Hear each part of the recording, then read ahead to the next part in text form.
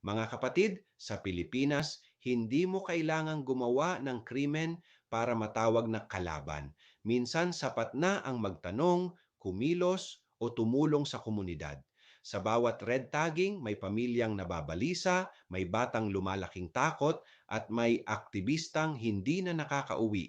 Ganito kababa ang tingin ng Estado sa mamamayan. Ang malasakit, ginagawang banta. Ang pagkilos, ginagawang kasalanan. At hindi ito biro.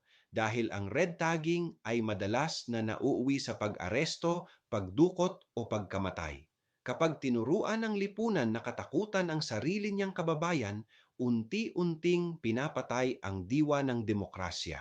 Mga kapatid, tungkulin nating kilalaning hindi kaaway ang nagmamahal sa bayan, sila ang nagtatanggol dito. Ako si Padre Jesse Galilea, may pusong Pinoy, kasama ninyo sa pananalig at pakikibakang panlipunan.